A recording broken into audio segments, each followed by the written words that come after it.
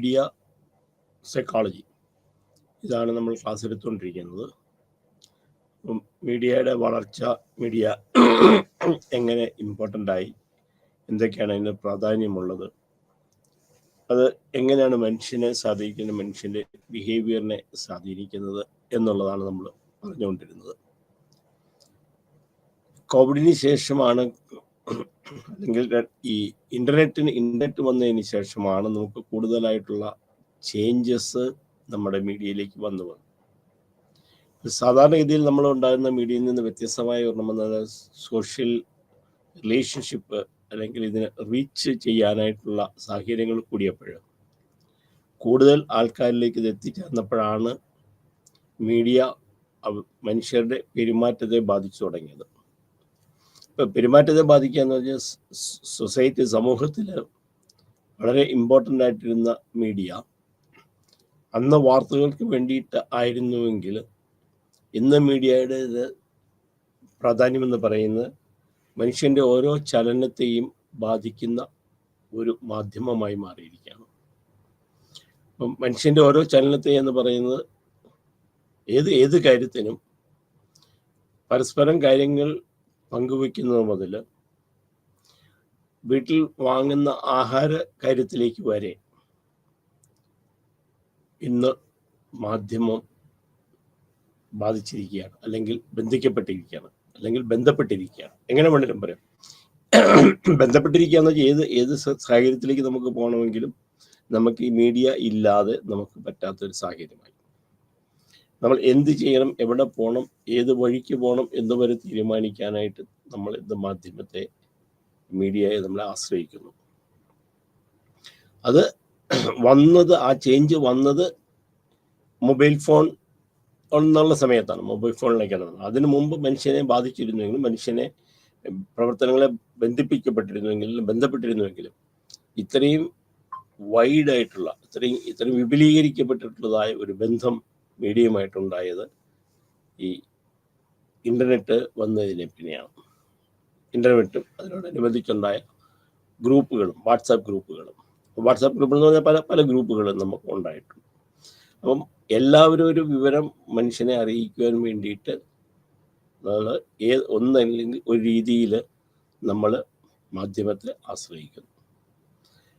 അപ്പം ഇതിനെക്കുറിച്ചുള്ള പഠനം നടന്നു തുടങ്ങിയത് ടി വി വന്ന കാലഘട്ടങ്ങളിലാണ്. കാരണം ടി വിയുടെ അഡിക്ഷൻ എങ്ങനെ ഉണ്ടാകുന്നു, ആ ടി വിയുടെ ഓരോ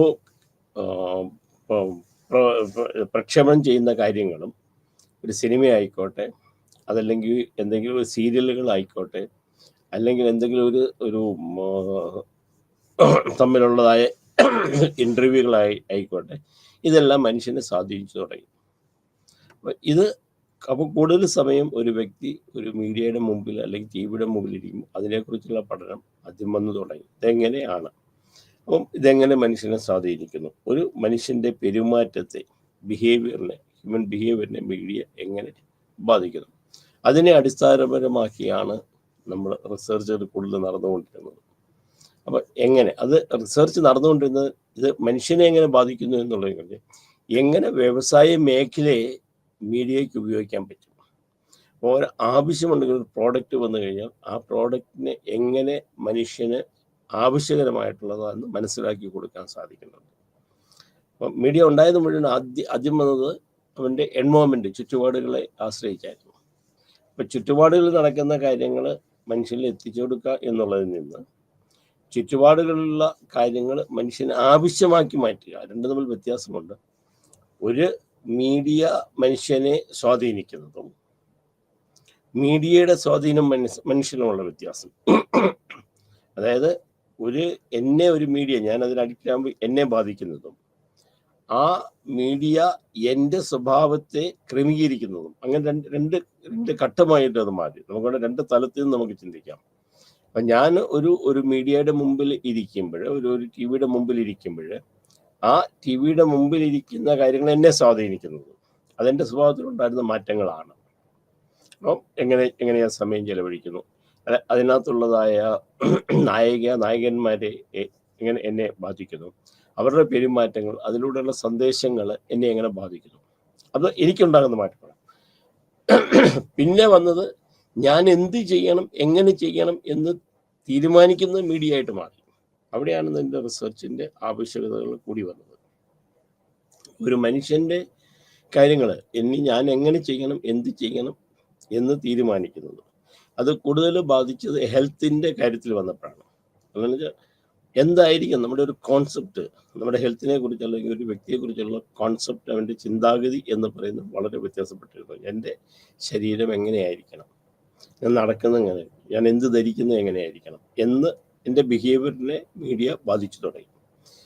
ഇവിടെയാണ് ഇതിൻ്റെ ഇമ്പോർട്ടൻസ് വന്നത്. അപ്പം മീഡിയ ടി വിയിൽ നിന്ന് നമ്മൾ വന്നു കഴിഞ്ഞാൽ കമ്പ്യൂട്ടറിലേക്ക് പോയി ഇതൊക്കെ പറഞ്ഞാൽ ഒന്ന് അറിയാൻ വേണ്ടി. കാരണം നമ്മൾ ഇനിയും പഠിക്കാൻ വന്ന ഈ human media relations of human behaviour, മനുഷ്യൻ്റെ പെരുമാറ്റത്തെ എങ്ങനെ സ്വാധീനിക്കുന്നു എന്നുള്ളതാണ് നമ്മൾ പഠിക്കാൻ പോകുന്നത്. അതുകൊണ്ടാണ് ഇത് ഒന്നും കൂടെ പറഞ്ഞ് മനസ്സിലാക്കുന്നത്.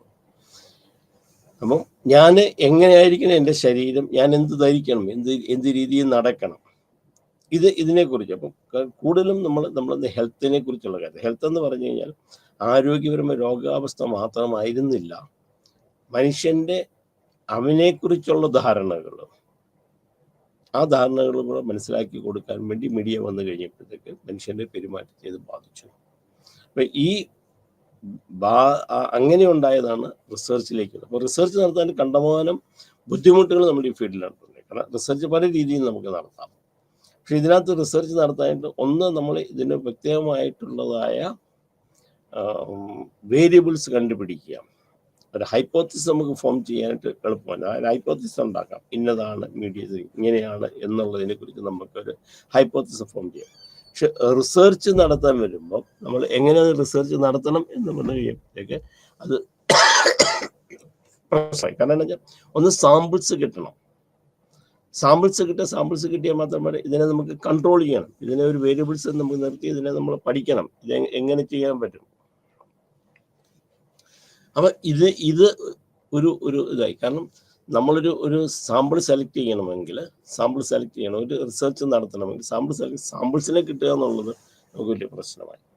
ഇനി അതല്ല, ഇതിനെ കൺട്രോൾ ചെയ്യുക, വേരിയബിൾസിനെ റിസർച്ച് നടത്തുന്ന വേരിയബിൾസിനെ കൺട്രോൾ ചെയ്യാതെ ആയി. പിന്നെ ഇവരുടെ കൺസെൻറ്റ് കിട്ടുക, ഈ കൺസെൻറ്റ് കിട്ടുക എന്നുള്ളത് വലിയൊരു സംഗതിയായി. പിന്നെ ഇതിലെല്ലാം ഉപരി ഇതിനൊരു തിയറി, അതായത് എന്തെങ്കിലും നിയമം വേണമല്ലോ. നമ്മൾ പറയുമ്പോൾ ആ കാര്യത്തിന് ഒരു സത്യസന്ധത സാധീകരണം വേണം. അപ്പം അങ്ങനെ ഒരു വ്യക്തമായ ഒരു തിയറി എന്ന് പറയുന്നത് ഈ ഒരു റിസർച്ച് ഇതിനകത്തില്ലാതായി. ഇതൊക്കെ ഇതിൻ്റെ ലിമിറ്റേഷൻസ് ആയിരുന്നു. അപ്പോൾ ഇതുകൊണ്ട് റിസർച്ച് ഓറിയൻറ്റഡ് ആയിട്ട് ഇതിനെ നടത്താൻ ബുദ്ധിമുട്ടായിരുന്നു. അപ്പോഴാണ് സൈക്കോളജിയുടെ കാര്യം നമുക്കിവിടെ വരുന്നത്. കാരണം സൈക്കോളജിയെ സംബന്ധിച്ചിടത്തോളം ഒരു മീഡിയ എങ്ങനെ ഉപയോഗിക്കണം, അതിൻ്റെ നിയമങ്ങൾ എന്തൊക്കെയായിരിക്കണം, അതെങ്ങനെ മനുഷ്യനെ സ്വാധീനിക്കുന്നു, ഒരു വ്യക്തിയുടെ പെരുമാറ്റത്തെ എങ്ങനെ സ്വാധീനിക്കുന്നു, ഒരു വ്യക്തിക്ക് എന്തൊക്കെ മാറ്റങ്ങൾ ഉണ്ടാകുന്നു. അപ്പോൾ ഇതൊക്കെ പറഞ്ഞ് മനസ്സിലാക്കുക, അല്ലെങ്കിൽ ഇതിനെക്കുറിച്ച് ബോധവൽക്കരണം നടത്തുക എന്നുള്ളതാണ് കൂടുതലും ഈ സൈക്കോളജിസ്റ്റിൻ്റെ, ഈ മീഡിയ സൈക്കോളജിസ്റ്റിൻ്റെ ഉദ്ദേശം തന്നെ. അപ്പം എങ്ങനെ ഉപയോഗിക്കണം, കാരണം മീഡിയ ഉപയോഗിക്കാതിരിക്കാൻ വേണ്ടിയല്ല, ഉപയോഗിക്കുന്ന മീഡിയ എങ്ങനെയായിരിക്കണം, അത് എങ്ങനെയാണ് മനുഷ്യനെ സ്വാധീനം ചെലുത്തുന്നത്, അല്ലെങ്കിൽ അത് എങ്ങനെയാണ് നമുക്ക് ഉപയോഗിക്കേണ്ടത്, അതിൻ്റെ നിയമപരമായ കാര്യങ്ങളൊക്കെയാണ്, അതിൻ്റെ പോസിറ്റീവ് വശങ്ങൾ എന്തൊക്കെയാണ്, ഇത് പഠിപ്പിക്കുക അല്ലെങ്കിൽ ഇത് മനസ്സിലാക്കി കൊടുക്കുകയാണ് സൈക്കോളജിസ്റ്റിൻ്റെ ആവശ്യം വരുന്നത്. അതേപോലെ തന്നെ റിസർച്ച് നടന്നുകൊണ്ടിരുന്ന കൂടുതലും ഇത് എങ്ങനെ മനുഷ്യൻ്റെ ഒരു വ്യാവസായിക മേഖലകളിലാണ് ഇതിനകത്ത് കൂടുതൽ നടത്തിക്കൊടുക്കുന്നത്. ആ അഡ്വർടൈസ്മെൻറ്റ് എങ്ങനെ മനുഷ്യനെ സ്വാധീനിക്കുന്നു. അപ്പം ആ ചെയ്യുന്ന അഡ്വർടൈസ്മെൻ്റ് എന്ന് പറയുന്നത് മനുഷ്യന് ഉപകാരപ്രദമാകത്തക്കതാണ്. ഈ ഉപകാരപ്രദം എന്ന് പറയുന്നത് അഡ്വർടൈസ്മെൻ്റ് അല്ല ഉപകാരപ്രദം, അത് പ്രോഡക്റ്റ് ചെയ്യുന്ന ആൾക്കാർക്ക് ഇത് മനുഷ്യനെ എങ്ങനെ ഉപയോഗിക്കണം എന്നുള്ള ഒരു ഇത് തോന്നലുകളുണ്ടാക്കും. അതെനിക്കൊരു ആവശ്യമാണ്. അപ്പം ഇതെങ്ങനെ മനുഷ്യൻ്റെ ചിന്താഗതി മനുഷ്യനിലേക്ക് നമുക്ക് കൊണ്ടുവരാൻ സാധിക്കും. അപ്പം വാർത്തകൾ വരുമ്പോൾ വാർത്തകൾ എങ്ങനെ മനുഷ്യനെ സ്വാധീനിക്കുന്നു, അതിൻ്റെ നെഗറ്റീവ് പോസിറ്റീവ് വശങ്ങൾ. പലപ്പോഴും ഒരു വാർത്ത അതേ രീതിയിൽ നമുക്ക് മനുഷ്യരിലേക്ക് എത്തിക്കാൻ പറ്റുകയില്ല. ഉദാഹരണം, ഒരു വാർത്ത ഈ അടുത്ത കാലത്തുണ്ടായി മാധ്യമങ്ങളിൽ വരുമ്പോഴത്തേക്ക് മാധ്യമങ്ങൾ ഇൻഫ്ലുവൻസ് ചെയ്തതിൻ്റെ ഒരു കഥയാണ് മനസ്സിലാക്കുന്നത്. കാരണം ഒരു കാലത്ത് കൂട്ട ആത്മഹത്യ, ഒരു കുടുംബത്തിൻ്റെ എല്ലാ ആൾക്കാരും ഒരുമിച്ച് ആത്മഹത്യ ചെയ്യുക, ഇതൊരു കേസാണ്. കാരണം എന്താണെന്ന് വെച്ച് കഴിഞ്ഞാൽ ഒരു വീട്ടിൽ നമ്മൾ നോക്കുമ്പോഴത്തേക്ക് ഒരു 5 പേര്, ഒരു വീട്ടിലെ അച്ഛനും അമ്മയും 2 മക്കളിൽ 3 മക്കൾ ആത്മഹത്യ ചെയ്യുന്നു. അപ്പം ഇതൊരു വാർത്തയായിട്ട് വന്നുകൊണ്ടിരുന്നു. വാർത്തയായിട്ട് വന്നുകൊണ്ടിരുന്നത് എന്താണെന്ന് വെച്ച് കഴിഞ്ഞാൽ, ഇങ്ങനൊരു ദാരുണ സംഭവം ഒരു വീട്ടിൽ ഉണ്ടായി. ഇപ്പം മീഡിയയുടെ ഇതെന്താണെന്ന് വെച്ചാൽ, ഇങ്ങനെ ഉണ്ടാകുന്നുണ്ട്, അതിൻ്റെ കാര്യകാരണങ്ങൾ സകലങ്ങൾ മനസ്സിലാക്കിയെടുക്കുക, ഇങ്ങനെയുള്ള കാര്യങ്ങൾ വരുമ്പോൾ നിങ്ങളതിനെ എങ്ങനെ നേരിടണം, അതാണ് മാധ്യമത്തിൻ്റെ ഇത്. എന്തെങ്കിലും പ്രശ്നമുണ്ട് അതിനെ എങ്ങനെ പരിഹരിക്കണം എന്നുള്ള ഒരു പോസിറ്റീവായിട്ടൊരു ഇൻഫർമേഷന് വേണ്ടിയിട്ടാണ് ഇത് പത്രങ്ങൾ റിപ്പോർട്ട് ചെയ്തുകൊണ്ടിരുന്നത്. പക്ഷെ ഇതിൻ്റെ ഏറ്റവും നെഗറ്റീവായിട്ടൊരു വശമുണ്ടായെന്നു വെച്ച് കഴിഞ്ഞാൽ, കൂട്ട ആത്മഹത്യകൾ വാർത്തകളായി പത്രത്തിൽ വന്ന് തുടങ്ങിയപ്പോൾ ഇങ്ങനൊരു ടെൻഡൻസി ആൾക്കാരുടെ ഇടയ്ക്കുണ്ടായി. അതായത് കൂട്ട ആത്മഹത്യ ചെയ്യാം. അപ്പോൾ ഇതൊരു തുടക്കതയായി മാറിയപ്പോഴാണ് മനസ്സിലായത്, നമ്മൾ പറയുന്ന, നമ്മൾ പ്രവർത്തിക്കുന്ന സംഗതി, നമ്മൾ ചെയ്ത സംഗതികൾ നെഗറ്റീവ് ഒരു ഇമ്പാക്റ്റാണ്, ഒരു മെസ്സേജാണ് ആൾക്കാർക്ക് കൊടുത്തതെന്ന് മനസ്സിലായി. അപ്പം അത് മാറ്റേണ്ടി വന്നു എങ്ങനെയാണെന്ന് വെച്ചാൽ, ഇങ്ങനെയുള്ള അതിദാരുണമായ സംഗതികൾ അല്ലെങ്കിൽ കഥകൾ മീഡിയയിൽ പബ്ലിഷ് ചെയ്യുന്നില്ല, അല്ലെങ്കിൽ അതിന് പ്രാധാന്യം കൊടുക്കുന്നില്ല. അപ്പം ഇത് മീഡിയ എടുത്തൊരു തീരുമാനമാണ്. അപ്പം ഏതെങ്കിലും ഒരു സംഗതി ഉണ്ടാകും, അത് എങ്ങനെ ജനങ്ങളിൽ ഇമ്പാക്റ്റ് ഉണ്ടാക്കണം, ആ ഇമ്പാക്റ്റാണ് നമ്മളിവിടെ പ്രാധാന്യം കിട്ടുന്നത്. അപ്പോൾ ഇതിന് ചില നിയമങ്ങളൊക്കെ വേണ്ടിയിരുന്നു, കുറേ കാര്യങ്ങൾ നിയന്ത്രിക്കേണ്ടതായിട്ട് വന്നു. പക്ഷെ ഇതേ സമയം മാധ്യമങ്ങൾ നടത്തുന്ന ആൾക്കാർക്ക് അവരുടെ പ്രാധാന്യം, എന്നുവെച്ചാൽ നടത്തുന്ന ആൾക്കാരെ സംബന്ധിച്ചിടത്തോളം അത് ലാഭനഷ്ടം, ഒരു ബിസിനസ് രീതിയിൽ നമ്മൾ കാണേണ്ടി വരുന്നുണ്ട്. വ്യാവസായികമായ അടിസ്ഥാനത്തിൽ തന്നെ നമ്മളെ കാണേണ്ടി വരുമ്പോൾ ഇത് എങ്ങനെയാണ് അവർ നടത്തിക്കൊണ്ടു പോകുന്ന ഒരു പത്രപ്രവർത്തനം അല്ലെങ്കിൽ ഒരു മാധ്യമ പ്രവർത്തനം അത് ലാഭകരമായി എങ്ങനെ കൊണ്ടുവരും. അപ്പം ഈ ഒരു ചിന്താഗതിയാണ്. അപ്പം ഏതൊക്കെ വാർത്തകൾ പോകണം, ഏതൊക്കെ വാർത്തകളാണ് പ്രാധാന്യം കൊടുക്കേണ്ടത്, എന്തൊക്കെയാണ് അതിനകത്തുണ്ടാകുന്ന ഇമ്പാക്റ്റ് എന്താണ്, അതുകൊണ്ട് നമുക്ക് പ്രോഫിറ്റിലോ അല്ലെങ്കിൽ നമ്മുടെ വരുമാനത്തിലോ ബാക്കിയുള്ളത് ബാധിക്കാതിരിക്കണം.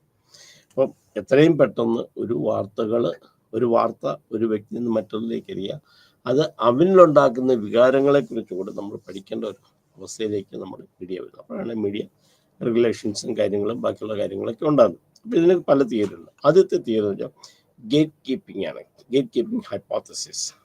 ഗേറ്റ് കീപ്പിംഗ് ഹൈപ്പോത്തസിസ്, ഏതെങ്കിലും ഒരു ഈവൻറ്റ് നടന്നു എന്നിരിക്കട്ടെ, ഒരു ഈവൻറ്റ് നടക്കുക, ആ ഈവൻറ്റ് നടന്നു കഴിഞ്ഞ് കഴിഞ്ഞാൽ അതിന് നമ്മൾ എന്തൊക്കെ ചെയ്യണം, ഇത് വാർത്തയായിട്ട് കൊടുക്കണ്ടയോ, എന്തൊക്കെ കാര്യങ്ങൾ ഇതിൽ പറയാം, അത് പറഞ്ഞു കഴിഞ്ഞാൽ മാത്രം അത് ന്യൂസ് വാല്യൂ നമ്മൾ കൊടുക്കുക, അത് ന്യൂസാക്കി നമ്മൾ ഇടുക. അപ്പം എന്തെങ്കിലും ഒരു സംഭവം നടന്നാൽ അത് ജനത്തിന് ഇതൊരു വാർത്തയായിട്ട് നമുക്ക് തോന്നണം. അപ്പം ഇതിന് എങ്ങനെ ഇത് ചെയ്യാം, that is called gatekeeping. അത് ഒരാളെ എന്തൊക്കെ പോകണം, എന്തൊക്കെ കൊടുക്കണം, എന്തൊക്കെ കൊടുക്കണ്ട, എന്തിനൊക്കെ പ്രാധാന്യം കൊടുക്കണം എന്നുള്ള ഒരു തീരുമാനം നമ്മൾ ഗേറ്റ് കീപ്പിങ്ങിൽ വെച്ചിട്ട് ഇതന്നത് ന്യൂസായിട്ട് കൊടുത്താൽ മാത്രം അത് ഏത് ടാർഗറ്റ് ഗ്രൂപ്പിലാണ് നമ്മൾ കൊടുക്കുന്ന മെസ്സേജ്, ഏത് ഗ്രൂപ്പിലാണ് നമുക്ക് എത്തുക. ഒരു ഉദാഹരണത്തിന് നമ്മളൊരു വിവാഹ വാർത്ത നമ്മൾ കൊടുക്കും, അല്ലെങ്കിൽ വിവാഹ പരസ്യം, വധുവിന് വരന് ആവശ്യമുള്ള ഒരു വിവാഹ പരസ്യം നമ്മൾ കൊടുക്കുമ്പോൾ എന്തൊക്കെ കാര്യങ്ങൾ കൊടുക്കണം. ഇപ്പം വളരെ രസകരമായിട്ട് നമുക്ക് പല സിനിമയിൽ ഇതിനെക്കുറിച്ച് വാർത്തകൾ കൊടുത്തതിൽ തെറ്റായ കാര്യങ്ങളെക്കുറിച്ച് നമ്മൾ പല സിനിമകളും കൊടുത്തിട്ടുണ്ട്.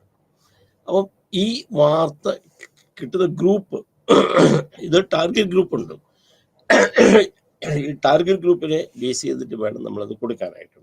അപ്പം ഈ ഒരെണ്ണത്തിനകത്ത് നമ്മളൊരു വാർത്ത വന്നു കഴിയുമ്പോൾ ആ വാർത്തയ്ക്ക് എന്ത് പ്രാധാന്യം ഉണ്ട്, അതിനകത്ത് എന്തൊക്കെ കാര്യങ്ങൾ കൊടുക്കണം, അതിനൊരു ന്യൂസ് വാല്യൂ ഉള്ളൂ, ആ ന്യൂസ് വാല്യൂ ഉണ്ടെങ്കിൽ അത് ഏത് ടാർഗറ്റിലെത്തും.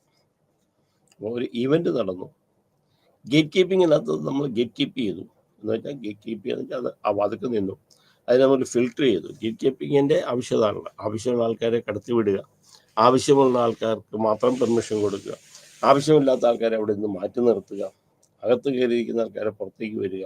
ഈ പോകുന്ന ആൾക്കാരുടെ സുരക്ഷിതത്വം നമ്മൾ തീരുമാനിക്കണം. പോകുന്ന ആൾക്കാരുടെ, അപ്പോൾ ഇതാണ് ഗേറ്റ് കീപ്പിങ്ങിനകത്ത് ഉദ്ദേശിക്കുക. അപ്പം ഇതൊരു ന്യൂസാകണം. കാരണം എന്താ വെച്ചാൽ ഇതൊരു വാർത്തയായിട്ട് വരണം. അത് വാർത്തയാകുക, എന്നിട്ട് ടാർഗറ്റ് ഗ്രൂപ്പ് വെക്കുക. അപ്പം നമുക്കൊരു gate keeping hypothesis media relations human ബിഹേവിയറിനകത്ത് ഇത്രയും കാര്യങ്ങൾ വെച്ചിട്ടാണ്. അപ്പോൾ ആ ടാർഗറ്റ് ഗ്രൂപ്പിന് ചെല്ലുമ്പോൾ അവരാണ് ചെയ്യുന്നത്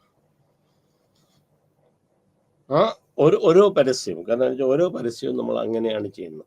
ആ ഏത് ആൾക്കാരിലെത്തുന്ന അവരാണ് താല്പര്യത്തോടു കൂടി നമ്മൾ ചെയ്യിക്കാം.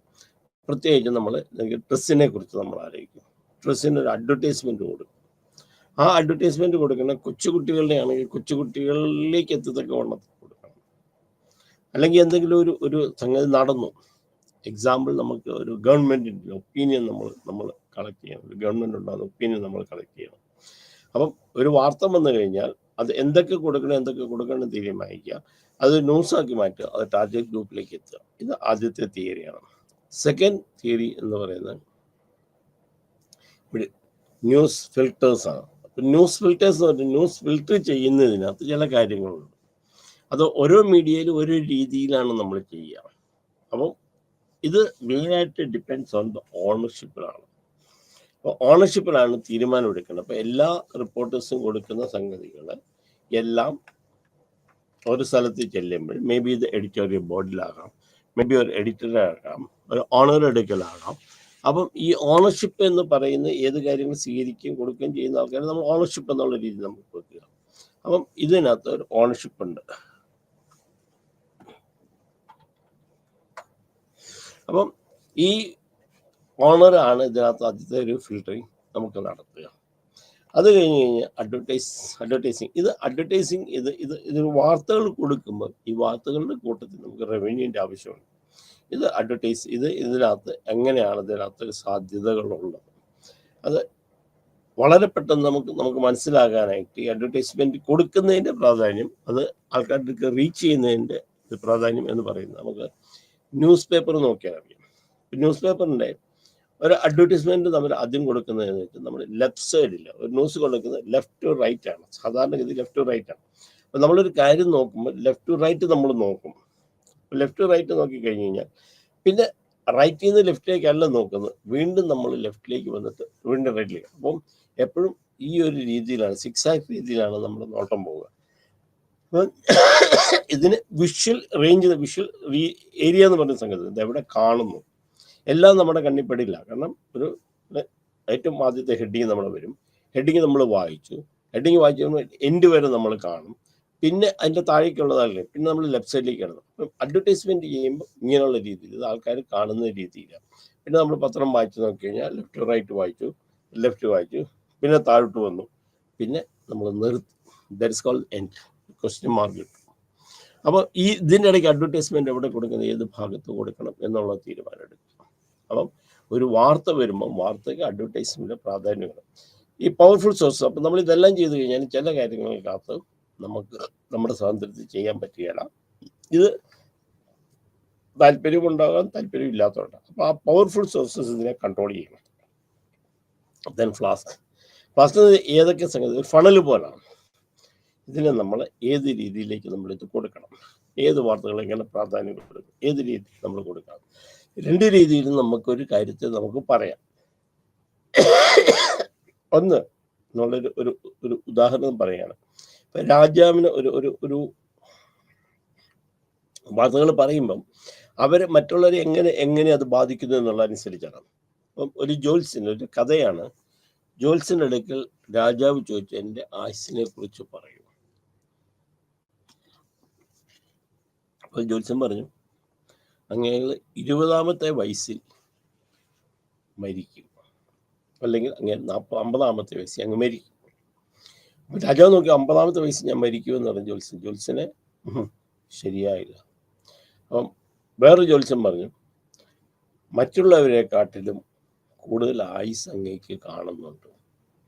അപ്പം ചെറുപ്രായത്തിൽ ഒത്തിരി പേര് മരിക്കും, അങ്ങേക്ക് കുറച്ചുകൂടെ ആയുസ് കാണുന്നുണ്ട്. അപ്പം ഇത് പറഞ്ഞു വരുന്നത് അങ്ങേ ചെറുപ്രായത്തിൽ മരിക്കുമെന്ന് പറയുന്നതും അങ്ങയുടെ മരണം മറ്റുള്ളവർക്ക് ശേഷമാണെന്ന് പറയുന്നതും തമ്മിലുള്ള വ്യത്യാസം. അപ്പം ഇത് എങ്ങനെയാണ് ഇത് ഒരു ന്യൂസ് കൊടുക്കേണ്ടത്? It's called flask. Then terrorism. ഇത് എങ്ങനെ ഈ ന്യൂസ് എങ്ങനെ നമ്മുടെ സമൂഹത്തെ ബാധിക്കും, എങ്ങനെ നമ്മുടെ രാജ്യത്തെ ബാധിക്കും എന്നുള്ളത്. എല്ലാം എടുത്തു കൊടുക്കാൻ നമുക്ക് പറ്റുക. ന്യൂസ് ഫിൽട്ടർ ചെയ്യണം. അത് ഓണർ എത്തിക്കുക എന്ന അഡ്വർടൈസ്മെന്റ്, പവർഫുൾ സോഴ്സ് ഉണ്ട്, ഫ്ലാസ്ക് ഏതൊക്കെ കൊടുക്കുന്നത് ഏതൊക്കെ ചെയ്യണം, ആൻഡ് ടെററിസം അതെങ്ങനെ നമ്മുടെ രാജ്യത്തെ ബാധിക്കും എന്നുള്ളത് ഇത്രയും നോക്കിയിട്ടാണ് നമ്മളൊരു മീഡിയയുടെ റെഗുലേഷൻസ് അതൊക്കെയാണ്. ഇനി മീഡിയ റെഗുലേഷൻ 2 സ്റ്റെപ്പ് തിയറി എന്ന് പറയും. 2 സ്റ്റെപ്പ് തിയറി.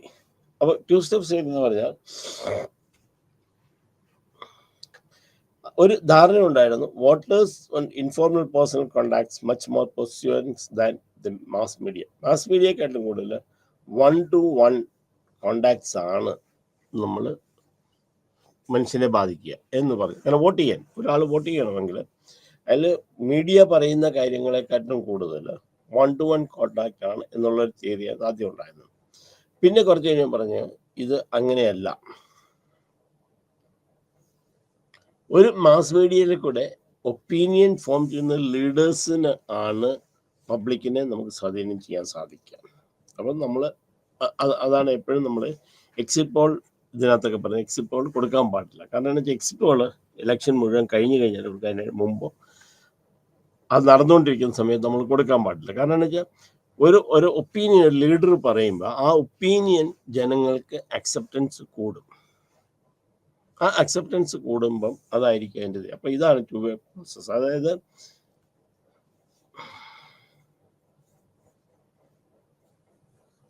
അപ്പം മാസ് മീഡിയ എന്ന് ഒപ്പീനിയൻ ലീഡേഴ്സിൽ വയ്ക്കും. ഒപ്പീനിയൻ ലീഡേഴ്സ് പറയുന്നത് നമ്മൾ ജനങ്ങൾ. That is the 2-way step theory. അപ്പം ആദ്യം വിചാരിച്ചുകൊണ്ടിരുന്ന മീഡിയ അല്ല, വോട്ട് അതിനകത്തുള്ള ആൾക്കാരാണ് നമ്മൾ ഇൻഫ്ലുവൻസ് ചെയ്യുന്നത്. പിന്നെ മനസ്സിലായി അങ്ങനെയല്ല. ഈ മീഡിയ എന്ന് പറയുന്നത് ലീഡേഴ്സിനെ സ്വാധീനം, ലീഡേഴ്സ് കൂടെ സാധാരണ ജനങ്ങളിലേക്ക് പോവുക. That is called the 2-way theory. Media relation human behave 2-way theory എന്ന് പറയുന്നത്.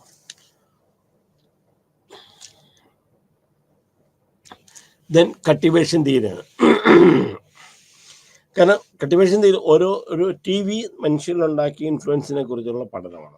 നമ്മൾ എന്ത് ചെയ്യണം, നമ്മുടെ ജോലി എന്ത്, നമ്മളെ കൾട്ടിവേറ്റ് ചെയ്യുക, നമ്മൾ വളർത്തിക്കൊണ്ട് വരിക. ആ വളർത്തിക്കൊണ്ട് വരുന്ന ഒരു സംഗതിയാണ് നമ്മൾ കണ്ടത്. കാരണം TV ആണുങ്ങൾ ജോലി ചെയ്യുന്നു, പെണ്ണുങ്ങൾ വീട്ടിലെ കാര്യങ്ങൾ ചെയ്യുന്നു.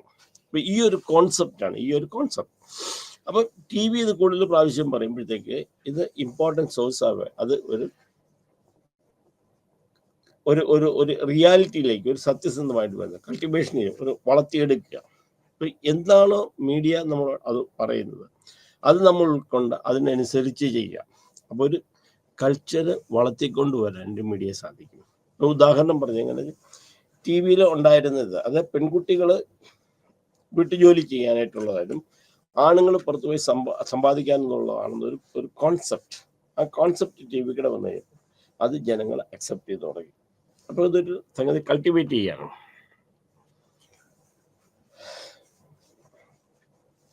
അപ്പം ഇതെങ്ങനെ മെയിൻ സ്ട്രീമിംഗ് എന്ന് പറഞ്ഞു കഴിഞ്ഞാൽ see the world in a homogeneous manner disregarding individual differences. അപ്പം നമ്മൾ ഇത് വരുമ്പം എല്ലാവരും അങ്ങനെയാണ് എന്നുള്ളൊരു ധാരണ നമുക്കുണ്ടാക്കുക. അപ്പോൾ കൾട്ടിവേറ്റ് ചെയ്യുന്നതിനകത്ത് first one is called mainstreaming ആണ്. മെയിൻ സ്ട്രീമിംഗ് എന്ന് പറഞ്ഞാൽ ഇങ്ങനെയാണ് എന്നൊരെണ്ണം ഉണ്ടാക്കുക. അത് ഇൻഡിവിജ്വൽ ഡിഫറൻസ്, ഓരോ വ്യക്തികളുടെ ഡിഫറൻസിനെ കണ്ടും കൂടുതൽ എല്ലാവരും ഒരുപോലെ ആണ് എന്ന് കാണാനായിട്ടുള്ള ഒരു tendency. That is called mainstreaming. Resonance. അപ്പം മറ്റേത് നടക്കുന്ന നമ്മൾ ഇതാണ് എന്ന് പറഞ്ഞൊരു ഹോമോജീനിയസ് TV കാണുമ്പോൾ ഇങ്ങനെയാണ് എന്നുള്ളൊരു ധാരണ നമുക്കുണ്ടാകും. അപ്പോൾ ഇതിനകത്ത് വ്യക്തിപരമായിട്ടുള്ള അഭിപ്രായങ്ങളിൽ വ്യക്തിപരമായിട്ടുള്ള വ്യത്യാസത്തെക്കുറിച്ച് നമ്മൾ അറിയുന്നില്ല. അപ്പം റെസൊണൻസ് എന്ന് പറഞ്ഞു കഴിഞ്ഞാൽ TV കാണുന്നതും റിയൽ ലൈഫുമായിട്ടുണ്ടാകുന്ന ഒരു സമന്വയം, അല്ലെങ്കിൽ അത് തമ്മിലുള്ളതായ ഒരു കോമൺ ജോയിൻറ്റ് റെസൊണൻസ്, രണ്ടും തമ്മിൽ ഒരേപോലെ ആകുക. അപ്പം cultivation theory first one is A main streaming. അതായത് TV കാണുന്നത് നമ്മൾ അങ്ങനെയാണെന്ന് വെക്കെടുക്കുക, ഇൻഡിവിജ്വൽ ഡിഫറൻസ് മാറ്റുക. ബാക്കിയുള്ള റെസൊണൻസ് ആണ് റിയൽ ലൈഫിലും TV കാണുന്ന സംഗതി തമ്മിലുള്ള കോമ്പിനേഷൻ. നെക്സ്റ്റ് വൺ എന്ന് പറഞ്ഞാൽ അജണ്ട സെറ്റിംഗ് ആണ്. അപ്പം ആദ്യത്തെ നമ്മൾ തിയറി പഠിച്ചു. സെക്കൻഡ് തിയറി 2-way തിയറിയാണ്. ദെൻ കൾട്ടിവേഷൻ തിയറിയാണ്. പിന്നെ ഇത് അജണ്ട സെറ്റിംഗ് ആണ്. അപ്പം ഒരു അജണ്ട, നമ്മൾ ഈ നിൽക്കുന്ന ഒരു മാധ്യമത്തിൻ്റെ അജണ്ട ഇന്നതാണ്. കാരണം ഇതിനകത്ത് സോഷ്യൽ വർക്കാണ്. അത് നമ്മൾ ഇതിനകത്ത് ആൾക്കാരെ സോഷ്യൽ വർക്കിലേക്ക് നമ്മൾ കൊണ്ടുവരികയാണ്. അതല്ലെങ്കിൽ നമ്മൾ ഈ കൊടുക്കുന്ന വാർത്തകൾ ഇന്നതാണ് ഉണ്ടാക്കുന്നത്. അപ്പം ഇതൊരു അജണ്ട സെറ്റ് ചെയ്യുകയാണ്. അപ്പം മാക്കോംസ് ആൻഡ് ഷോ 1972 കണ്ട തിയറിയാണ്. ഒരു വാർത്തകൾ മനുഷ്യനെ ബാധിക്കുന്നതിൻ്റെ കാരണം എന്താണെന്ന് വെച്ച് കഴിഞ്ഞാൽ അത് ചെയ്യുന്ന ആൾക്കാർക്ക് ഒരു agenda formation, there is A goal. അപ്പോൾ കുറച്ച് കാര്യങ്ങളെ ബേസ് ചെയ്തുകൊണ്ട് ഒരു ഫോക്കസിങ് ആയിട്ട് നമ്മൾ ഇതിങ്ങനെ ആയിരിക്കണം എന്ന് പറഞ്ഞൊരു അജണ്ട സെറ്റ് ചെയ്യാം. അപ്പോൾ അങ്ങനെ വരുമ്പോൾ ഒരു വാർത്ത അത് അങ്ങനെ തന്നെ പറഞ്ഞു കഴിഞ്ഞാൽ പല പ്രാവശ്യങ്ങളും നമ്മൾ കേൾക്കുമ്പോൾ, പല കാര്യം നമ്മൾ മനസ്സിലാക്കുമ്പോൾ, ആ പബ്ലിക് എന്ന് പറയുന്നത് കേട്ടുകൊണ്ടിരിക്കുന്ന ആൾക്കാർക്ക് ഇതാണ് ശരി, അല്ലെങ്കിൽ ഈ ഒരു ഇഷ്യൂ ആണ് ശരി എന്ന് പറഞ്ഞ് മുമ്പോട്ട് പോകും. ഇത് കോൾ അജണ്ട സെറ്റിംഗ്. അതായത് പല പ്രാവശ്യങ്ങൾ കേൾക്കുമ്പം ഇത് ശരിയാണ് എന്നുള്ള ഒരു തീരുമാനത്തിലേക്ക്, അല്ലെങ്കിൽ ഇതാണ് ശരി എന്നുള്ള ജനമെടുക്കും. It's called agenda setting. അപ്പം ഒരേ കാര്യങ്ങൾ പല പ്രാവശ്യം പറഞ്ഞു ഇസ് എ ട്രൂത്ത് എന്നുള്ള രീതിയിൽ, ഈ സത്യം എന്നുള്ള രീതിയിൽ ജനങ്ങൾ എടുക്കുന്നത്. That is called agenda setting. That media framing.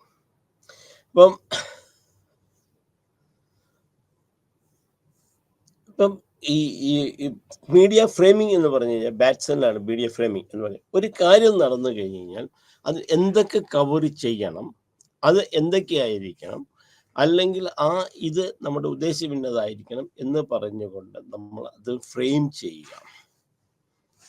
കാരണം ഈ കഥ ഇങ്ങനെ പോയാൽ ഇത് ഇന്ന അടുത്തെത്തുമ്പോൾ അത് ഇന്ന രീതിയിൽ നമ്മൾ എത്തണം. അപ്പം പല കാര്യങ്ങളും നമുക്ക് മറച്ചു വെച്ചിട്ട് വേണമെങ്കിൽ നമുക്ക് ചെയ്യാൻ പറ്റും, സ്ട്രേറ്റ് വേയിൽ ചെയ്യാൻ പറ്റും.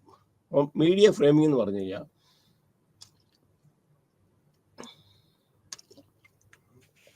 എന്ത്, എവിടെ, എങ്ങനെ വേണം എന്നുള്ളതിനെ പോർട്രേറ്റ് ചെയ്യാം, ഒരു പിക്ചർ വരയ്ക്കുക. എന്നിട്ട് അതിന് ഹൗസ് കീപ്പിംഗ് എന്ന് പറഞ്ഞാൽ എന്തൊക്കെ കൊടുക്കണം എന്ന് പറയാം. ചിലത് കവർ ചെയ്യും, എന്ത് കവർ ചെയ്യണ്ട, what will covered and what will not covered, എന്ത് കവർ ചെയ്യണം, എന്ത് കവർ ചെയ്യണം. ഒരു വാർത്തയുടെ അത്യാവശ്യമുള്ള കാര്യങ്ങൾ മാത്രം പറഞ്ഞിട്ട് നമുക്ക് വേണമെങ്കിൽ നമുക്കത് കീപ്പ് ചെയ്യാൻ പറ്റും. അതല്ല, വ്യക്തമായ ഒരു ധാരണയും നമുക്ക് എല്ലാം പറയാൻ പറ്റും. അപ്പം എല്ലാം പറയണോ വേണ്ടയോ എന്ന് തീരുമാനിക്കുക, എടുക്കുക എന്നുള്ളതാണ് ഈ മീഡിയ ഫ്രെയിമിംഗ് എന്ന് പറഞ്ഞാൽ ഉദ്ദേശിക്കുന്നത്. അപ്പം അങ്ങനെയാണ് ഒരു എണ്ണം ചെയ്യുന്നത്. Then persuasion and influence of media. ഒരു മീഡിയ എങ്ങനെ ജനങ്ങളെ ബാധിക്കുന്നു. അപ്പം നമ്മൾ മീഡിയ എന്താണ്, മീഡിയ എങ്ങനെയാണ് ഒരു വാർത്തകൾ ചെയ്യുന്നത്, അതിനെ എന്തൊക്കെ ബേസ് ചെയ്തിട്ടാണ് നമ്മൾ അറിയിക്കുക, അതിനകത്ത് എന്തൊക്കെ കാര്യങ്ങളുണ്ട്, അത് എങ്ങനെ സെറ്റ് ചെയ്യുന്നു, ഒരു വാർത്തയ്ക്ക് എങ്ങനെ സെറ്റ് ചെയ്യുന്നു, ഏതിന് പ്രാധാന്യം കൊടുക്കുന്നു, എന്തിന് പ്രാധാന്യം കൊടുക്കണ്ട, അതിൻ്റെ ഇമ്പോർട്ടൻസ് എന്തൊക്കെയാണ്, എന്താണ് പഠിച്ചത് ഇതുവരെ പഠിച്ചത്. ഇനി ഇതിനകത്ത് ഒരു മീഡിയ എങ്ങനെ ഇൻഫ്ലുവൻസ് ചെയ്തെത്തുന്നു. അപ്പോൾ മീഡിയ ഒരു മനുഷ്യനാണ്. കാരണം ഇന്ന് നമ്മൾ ജീവിക്കുന്ന സാഹചര്യങ്ങളിൽ ഞാൻ ആദ്യം തന്നെ പറഞ്ഞിരുന്നു, എന്ത് കഴിക്കണം, എന്ത് ചെയ്യണം, എപ്പോൾ ചെയ്യണം, എങ്ങനെ ചെയ്യണം എന്ന് പറയുന്നത് നമ്മൾ മീഡിയ ആണ് തീരുമാനിക്കുന്ന ഒരു അവസ്ഥയിലേക്ക് വന്നിരിക്കുന്നു. കാരണം ഇന്നിപ്പം അത്രയും ആയിട്ടുണ്ട്. കാരണം നമ്മൾ ഏത് സിനിമ കാണണം, കാരണം ഒരു സിനിമ ഇറങ്ങി കഴിഞ്ഞാൽ സിനിമയുടെ റിവ്യൂ നമ്മൾ വന്നു കഴിഞ്ഞു.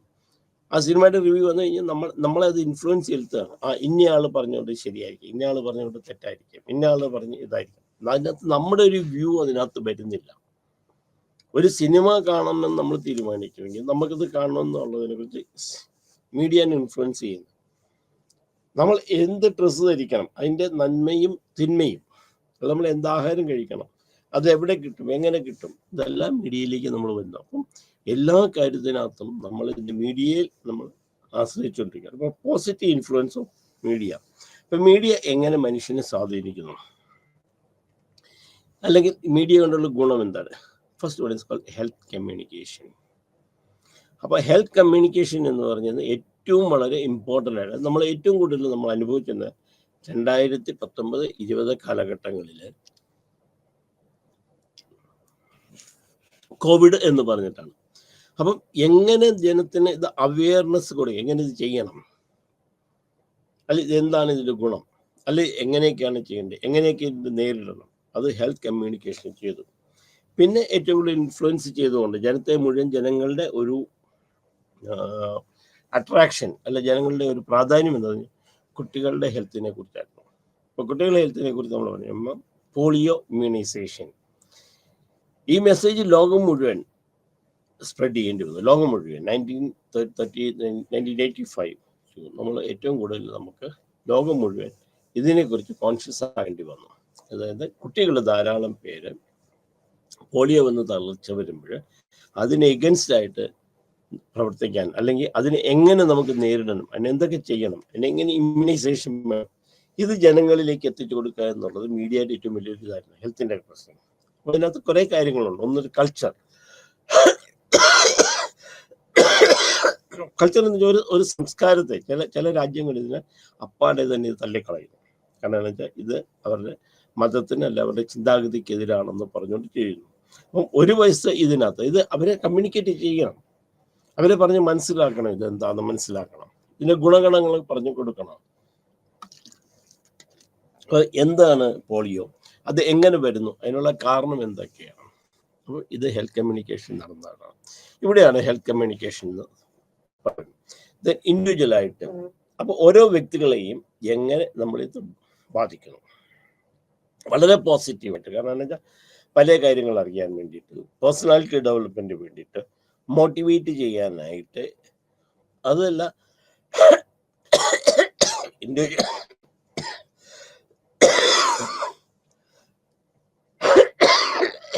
വ്യത്യാസം വിദ്യാഭ്യാസത്തിന് പരമായിട്ട്, ഇൻഫർമേഷന് വേണ്ടിയിട്ടായിട്ട്, ഒരു കാര്യം അറിയാൻ വേണ്ടിയിട്ട് ഇൻഡിവിജ്വലിനെ എന്തുമാത്രം ഇത് മീഡിയ ഇൻഫ്ലുവൻസ് ചെയ്യുന്നു, അവന് മാറ്റം വരുത്താൻ വേണ്ടി, പോസിറ്റീവായിട്ടുള്ള മാറ്റം വരുത്താൻ വേണ്ടി. Then social networking. പിന്നെ സോഷ്യൽ നെറ്റ്വർക്കിംഗ് എവിടെ വേണമെങ്കിലും എന്ത് കാര്യങ്ങൾ വേണമെങ്കിലും നമുക്ക് അങ്ങോട്ടും ഇങ്ങോട്ടും നെറ്റ്വർക്കിങ്ങിന് വേണ്ടിയിട്ട് നമ്മൾക്ക് മീഡിയ ഉപയോഗിക്കാം. ഇത് 1-to-1 കോണ്ടാക്റ്റ് ഉണ്ടാകും. നമ്മൾ കാണാത്ത ആൾക്കാരെ കുറിച്ച് നമ്മൾ കാണുന്നു, നമ്മളങ്ങനെ ബന്ധങ്ങൾ ഉണ്ടാക്കുന്നു, കാണാത്ത രാജ്യങ്ങളെക്കുറിച്ച് നമുക്കറിയാൻ പറ്റുന്നു, സ്ഥലങ്ങളെക്കുറിച്ച് അറിയുന്നു, അവരുടെ സംസ്കാരത്തെക്കുറിച്ച് നമുക്കറിയാൻ പറ്റുന്നു, അവിടെ നടക്കുന്ന കാര്യങ്ങൾ നമുക്ക് കാണാൻ പറ്റുന്നു, കേൾക്കാൻ പറ്റുന്നു. അപ്പം സോഷ്യൽ നെറ്റ്വർക്ക്, അങ്ങനെ സോഷ്യൽ ഗ്രൂപ്പ് ഉണ്ടാക്കുക. ഒരു ട്രീറ്റ്മെൻറ്റിന് ആവശ്യമുണ്ടെങ്കിൽ നമുക്കൊരു മെഡിസിൻ വേണം, നമ്മൾ ഇൻ്റർനെറ്റിൽ നമ്മൾ കൊടുത്തു കഴിഞ്ഞാൽ നമുക്ക് ആ മെഡിസിൻ രാജ്യത്തിൻ്റെ പല സ്ഥലങ്ങളിൽ എത്തുന്നു. ഒരു സഹായം വേണം, that is called social networking. അപ്പം നെറ്റ്വർക്ക് നമ്മൾ ജീവിക്കുന്ന ചുറ്റുപാടുകളിൽ മാത്രമായിരുന്നുവെങ്കിൽ, സാറിന് നമ്മളെപ്പോഴും ഇത് നമ്മുടെ നെറ്റ്വർക്കിംഗ്, സോഷ്യൽ നെറ്റ്വർക്ക് പറഞ്ഞാൽ നമ്മൾ ഏറ്റവും നിയറസ്റ്റ് ആയിട്ടുള്ള ആൾക്കാരുമായിട്ട്, നമ്മുടെ ബന്ധുക്കളുമായിട്ടായിരുന്നുവെങ്കിൽ ഇത് അതിനപ്പുറം വികസിക്കുന്ന ഒരു നെറ്റ്വർക്കിങ്ങിലേക്ക് വന്നു. പിന്നെ ഓർഗനൈസേഷണൽ ലെവൽ ഒരു ഓർഗനൈസേഷൻ ഡെവലപ്മെൻറ്റിന് വേണ്ടി, അവരുടെ പ്രോഡക്റ്റുകൾ ഉണ്ടാക്കാൻ വേണ്ടി, ആ പ്രോഡക്റ്റുകൾ ജനങ്ങൾ അറിയാൻ വേണ്ടി, അല്ലെങ്കിൽ അവർ കാര്യങ്ങൾ പറഞ്ഞ് മനസ്സിലാക്കാൻ വേണ്ടി, ഗുണദോഷങ്ങളെ പറയാൻ പറ്റി, ഇതിനു വേണ്ടിയിട്ട് നമുക്ക് മീഡിയ ഉപയോഗിക്കുന്നു. അപ്പോൾ ഓർഗനൈസേഷൻ ലെവലിൽ ഉപയോഗിക്കാം. അപ്പോൾ ഒരു പ്രോഡക്റ്റ് ഉണ്ടാക്കി, ആ പ്രോഡക്റ്റ് എന്താണ് അത് അറിയിക്കണം. അല്ലെങ്കിൽ ഒരു ജനത്തിൻ്റെ ആവശ്യം എന്താണ് തിരിച്ചു ചിന്തിക്കാം. ജനത്തിന് ആവശ്യമുള്ള സാധനങ്ങൾ നമ്മൾ കൊടുക്കുന്നു. അപ്പോൾ ഇതിന് നമുക്കൊരു സർവേ നടത്താം, എന്താണ് ആവശ്യമുള്ളത്, ഈ ചുറ്റുപാടുമുള്ള ആൾക്കാരുടെ ആവശ്യം എന്താണ്, അതറിഞ്ഞിട്ട് നമുക്ക് അവിടെ. അപ്പം ഓർഗനൈസേഷൻ ലെവലിൽ പ്രോഡക്റ്റ് ഉണ്ടാക്കാനും പ്രോഡക്റ്റിനെ സെയിൽ ചെയ്യാനായിട്ടും വേണ്ടി നമുക്ക് മീഡിയ ഉപയോഗിക്കാം. ദെൻ കമ്മ്യൂണിറ്റി, നമ്മൾ താമസിക്കുന്ന ചുറ്റുപാടുകളുള്ളവർക്ക് അവർ കമ്മ്യൂണിറ്റിയുമായിട്ട് ബന്ധങ്ങൾ ഉണ്ടാക്കാൻ വേണ്ടി. ഇപ്പം പുറത്തിറങ്ങി എല്ലാവരും 1-to-1 ബന്ധം വേണമെന്നില്ല. വീട്ടിൽ ഇരുന്ന് കഴിഞ്ഞാൽ തന്നെ നമുക്ക് ആരുമായിട്ട് നമുക്ക് കമ്മ്യൂണിക്കേറ്റ് ചെയ്യാൻ പറ്റും, നമുക്ക് ബന്ധങ്ങൾ സ്ഥാപിക്കാൻ പറ്റും, തൊട്ടയലിലൊക്കെ നടക്കുന്ന കാര്യങ്ങൾ നമുക്ക് അറിയാൻ പറ്റും. മറ്റേന്ന് വെച്ചാൽ നമ്മൾ നേരിട്ട് പോയി പല കാര്യങ്ങളും നമുക്ക് പേഴ്സണൽ ഒരു കോണ്ടാക്ട് ഉണ്ടാകത്തക്ക വേണ്ടി നമുക്ക് കാര്യങ്ങൾ അറിയാൻ പറ്റും. ദാറ്റ് ഈസ് ഒരു കമ്മ്യൂണിറ്റിയിൽ ഡെവലപ്മെൻറ്റിന് വേണ്ടിയിട്ട്, ദെൻ ദ സൊസൈറ്റി, ഒരു സാമൂഹികമായ വളർച്ചയ്ക്ക് വേണ്ടിയിട്ട് നമുക്ക് ഉപയോഗിക്കാം. അപ്പം ഹെൽത്ത് കമ്മ്യൂണിക്കേഷന് വേണം, ഇൻഡിവിജ്വൽ ഡെവലപ്മെൻറ്റ് വേണം, സോഷ്യൽ നെറ്റ്വർക്കിന്, ഓർഗനൈസേഷൻ ലെവലിൽ നമുക്ക് ചെയ്യാൻ പറ്റും, കമ്മ്യൂണിറ്റി ലെവലിന് ആൻഡ് സൊസൈറ്റി ലെവൽ. ഇത്രയും നമ്മൾ ഹെൽത്ത് കമ്മ്യൂണിക്കേഷൻ. അപ്പോൾ ഹെൽത്ത് കമ്മ്യൂണിക്കേഷനകത്ത് എന്താണ് ചെയ്യുന്നത്? അപ്പം നമ്മൾ ഹെൽത്ത് എന്താണ്, ഇത് പബ്ലിക് ആരോഗ്യ പരിപാലനത്തിൻ്റെ ആവശ്യകത എന്താണ് ആരോഗ്യ പരിപാലനം എന്തൊക്കെ നമ്മൾ ചെയ്യണം. ഇത് കൂടുതലും നമുക്ക് പറയാൻ പറ്റും കോവിഡിൻ്റെ കാലഘട്ടത്തിൽ തന്നെ നിങ്ങൾ എങ്ങനെ ഡിസ്റ്റൻസ് കീപ്പ് ചെയ്യേണ്ട കാര്യങ്ങൾ, എങ്ങനെ സാനിറ്റൈസേഷൻ ചെയ്യുന്നത്, എങ്ങനെ നിങ്ങൾ മാസ്ക് ധരിക്കേണ്ട കാര്യം, എന്താണ് മാസ്ക് ധരിക്കുന്നതിൻ്റെ ആവശ്യകത. അപ്പം ഇതിൻ്റെ ഒരു പബ്ലിക്കിനെ ഇമ്പ്രൂവ് ചെയ്യുക, അവരുടെ ഹെൽത്ത് ഔട്ട്കംസിനെ കുറിച്ച് നമ്മൾ കൊടുക്കുക. അപ്പം ആദ്യം കമ്മ്യൂണിക്കേഷൻ ചെയ്യുന്നത് putting health public agenda and improve health outcomes ആണ്. പിന്നെ release impact of socio economic racial disease specific factors. അപ്പം നമ്മളൊരു രോഗത്തെ കുറിച്ച് അവരെ പറഞ്ഞ് മനസ്സിലാക്കാം. അപ്പം സാമുദായികമായ, സാമ്പത്തികമായ, മാനസികമായ അല്ലെങ്കിൽ ലിംഗഭേദ അനുസരിച്ച് നമ്മളെ അങ്ങനെ വേർതിരിക്കാതെ ഓരോരുത്തർക്കും കാര്യങ്ങളെ കുറിച്ച് മനസ്സിലാക്കി കൊടുക്കുക. അതാണ് ഒരു കമ്മ്യൂണിക്കേഷൻ എന്ന് പറയുന്നത്. അതിനകത്ത് പോളിയോയുടെ തന്നെയാണ് നമുക്ക് വീണ്ടും പറയാൻ പറ്റുന്നത്. കാരണം പോളിയോ ചില രാജ്യങ്ങളിൽ മതത്തിനെതിരാണ് എന്ന് പറഞ്ഞിട്ട് എടുക്കണം. ഇപ്പോഴും അങ്ങനെ എതിർക്കുന്ന ആൾക്കാരുണ്ട്. അപ്പം ലോകത്തുനിന്ന് പോളിയോ തുടച്ചു മാറ്റുക എന്ന് തീരുമാനമെടുത്തു കഴിഞ്ഞു, ഗവൺമെന്റ് തീരുമാനമെടുത്തു കഴിഞ്ഞു, ലോകരാഷ്ട്രങ്ങൾ തീരുമാനമെടുത്തു കഴിഞ്ഞപ്പോഴത്തേക്ക് ഇത് സാമുദായിക സാമ്പത്തികമായ വ്യത്യാസം മാറ്റിവെച്ച് ജാതി വർഗ ലിംഗഭേദം അനുസരിച്ച് ഇതിൻ്റെ ഇത് ജനത്തെ അറിയിച്ചു കൊടുക്കുക. അത് കമ്മ്യൂണിക്കേഷൻ്റെ ആവശ്യം എന്താണ്, ഏതാണ്, അത് എങ്ങനെയൊക്കെയാണ് ചെയ്യുന്നത്, എന്തൊക്കെയാണ് അതിൻ്റെ ഉപയോഗം മനസ്സിലാക്കി വേണം. അപ്പം ഇത് then improve prevention and promotion of health behaviours. അതായത് ഹൈജീൻ, എക്സാമ്പിൾ സോഷ്യൽ ഹൈജീനെ കുറിച്ച് നമ്മൾ കാലാവസ്ഥകൾ മാറുമ്പോഴത്തേക്ക് ഹൈജീൻ എങ്ങനെ നമ്മൾ കീപ്പ് ചെയ്യേണ്ട കാര്യമാണ്. ഹൈജീൻ, മലേറിയ നമുക്ക് എങ്ങനെ നേരിടണം, ചിക്കൻ ഗുനിയ നമുക്ക് എങ്ങനെ നേരിടണം, മന്തുരോഗത്തെ നമ്മൾ എങ്ങനെ നേരിടണം, വൈറൽ ഫീവേഴ്സിനെ നമുക്ക് എങ്ങനെ നേരിടണം, ഡെങ്കിപ്പനിയെ നമുക്ക് എങ്ങനെ നേരിടണം. അപ്പം ഇതിനെ പ്രിവെൻഷൻ എന്ന് പറയുന്ന ഇത് എങ്ങനെ പ്രിവെൻറ്റ് ചെയ്യാം.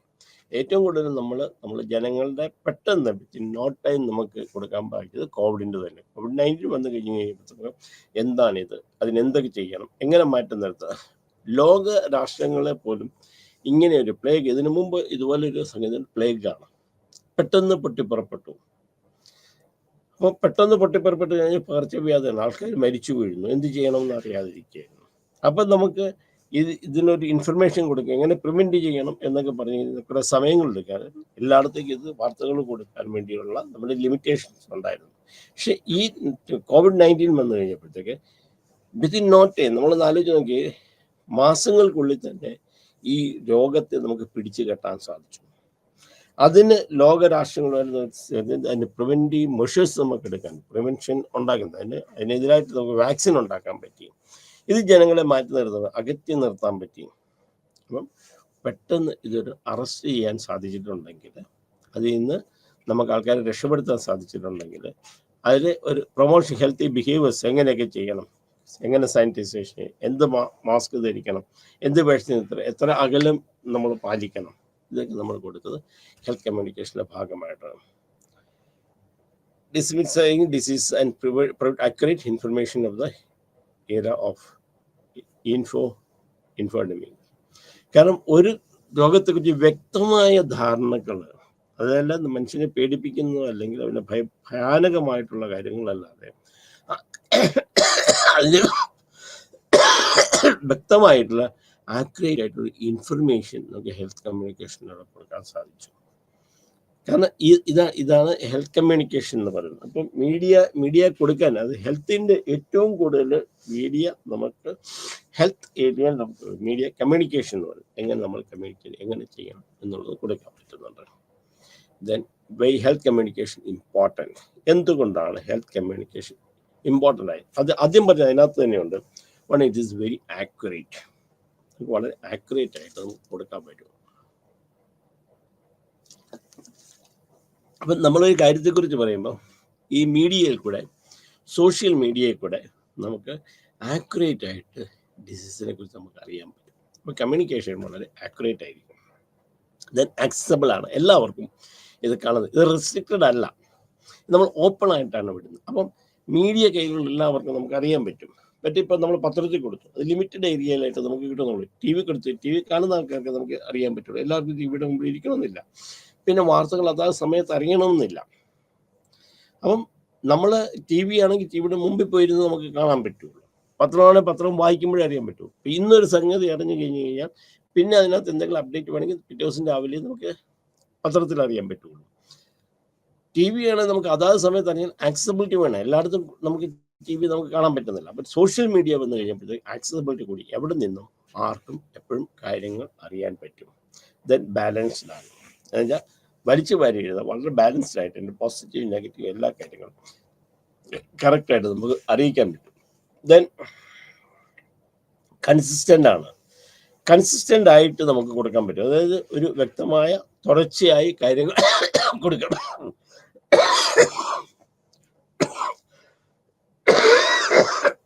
അപ്പം എല്ലാ സമയത്തും നമുക്ക് ഇതിനെക്കുറിച്ച് നമുക്ക് കൊടുക്കാൻ പറ്റും, അപ്ഡേറ്റ് ചെയ്തുകൊണ്ടിരിക്കാൻ പറ്റുമായിരുന്നു.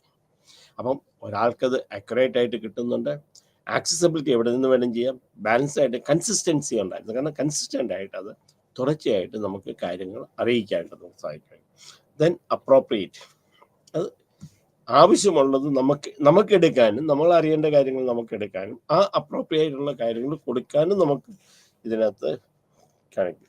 എവിഡൻസ് ബേസ്, ഇത് ചുമ്മാ കൊടുക്കില്ല, ഇത് വിത്ത് പ്രൂഫ് എല്ലാം തെളിവ് സഹിതമാണ് നമുക്ക് കൊടുക്കാൻ സാധിക്കുന്നത്. ദെൻ വൈഡ് റീച്ച്, അതാണ് ഏറ്റവും വലിയൊരു സംഗതി. വൈഡ് റീച്ച് ഏറ്റവും കൂടുതൽ കുറഞ്ഞ സമയം കൊണ്ട് കൂടുതൽ ജനങ്ങളിലേക്ക് നമുക്ക് എത്തിക്കാൻ സാധിക്കും.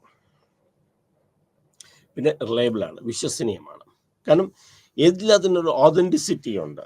ആര് കൊടുക്കുന്നു, എന്ത് കൊടുക്കുന്നു, വാർത്ത എവിടെ വരുന്നു, ഇത് റിലയബിളായിട്ട് നമുക്ക് വരുന്നു. വെറുതെ ഒരാൾക്ക് കൊടുക്കാൻ പറ്റും. കൊടുക്കുന്ന ആളെ നമുക്ക് കാണാൻ പറ്റും, കൊടുക്കുന്ന ആളെ കുറിച്ച് നമുക്ക് അറിയാൻ പറ്റും. ഇത് എവിടെ നിന്നാണെന്നുള്ളത് നമുക്കറിയാൻ പറ്റും. That we depend it's reliable one. Then understandable, ഇത് സാധാരണക്കാരന് മനസ്സിലാകത്തക്കവണ്ണം ആയിരുന്നു. അപ്പം ഹെൽത്ത് കമ്മ്യൂണിക്കേഷൻ ഇമ്പോർട്ടൻ്റ് അത് എന്തൊക്കെയാണ്, what you mean by health, ഇത് ചിലപ്പോൾ ചോദിക്കാം, what you mean by health communication, what are the usefulness or what are the benefits of health communication, or why health communication is important, എന്തുകൊണ്ടാണ് health communication important ആണ് എന്ന് നമ്മൾ പറയുന്നത്. അപ്പം accurate, accessibility, balance, consent, appropriate, evidence base, wide reach, reliable and understandable.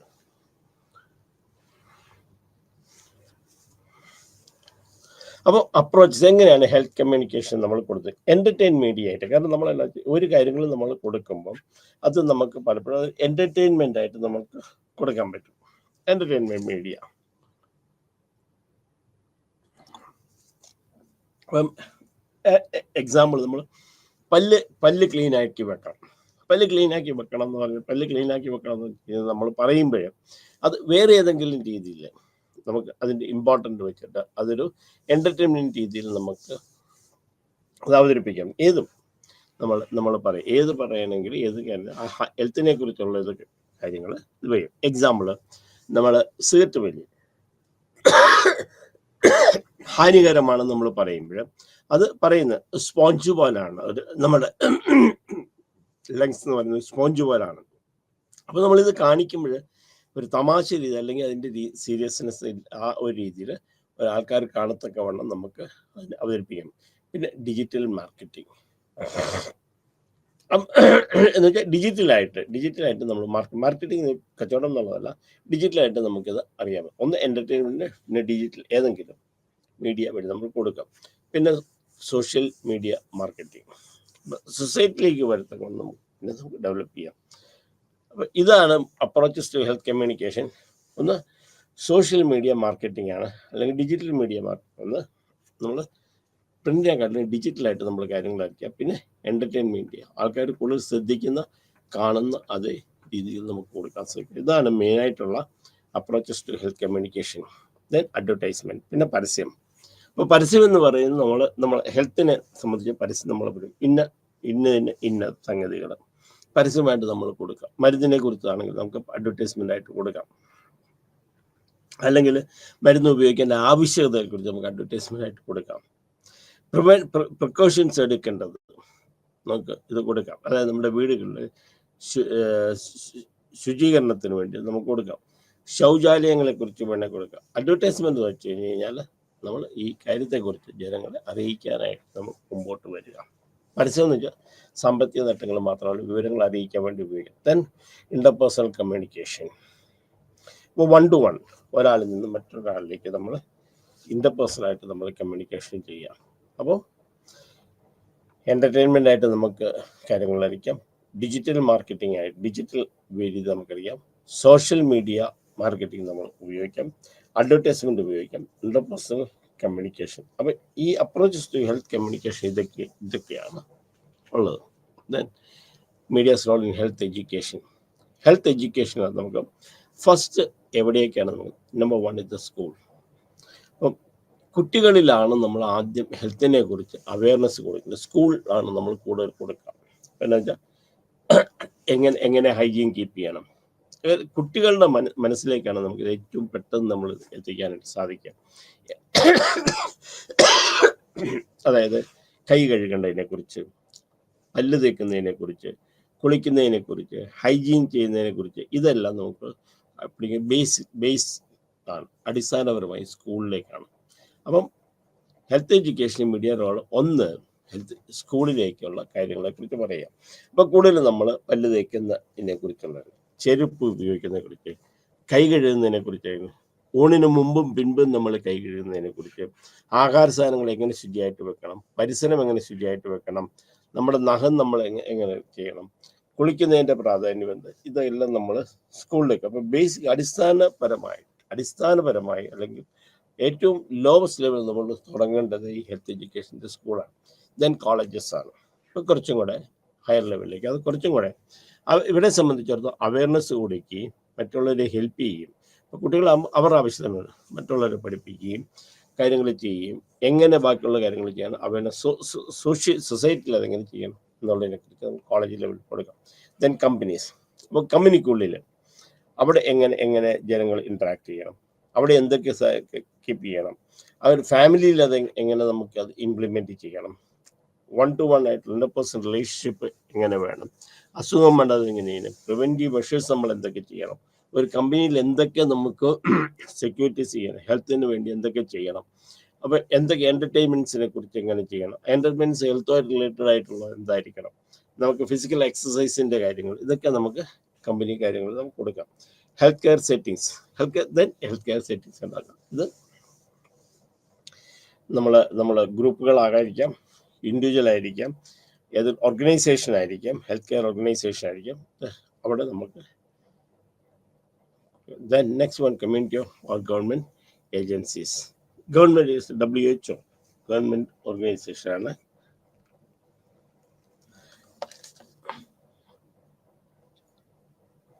Health workers ഉണ്ട്, doctors ഉണ്ട്,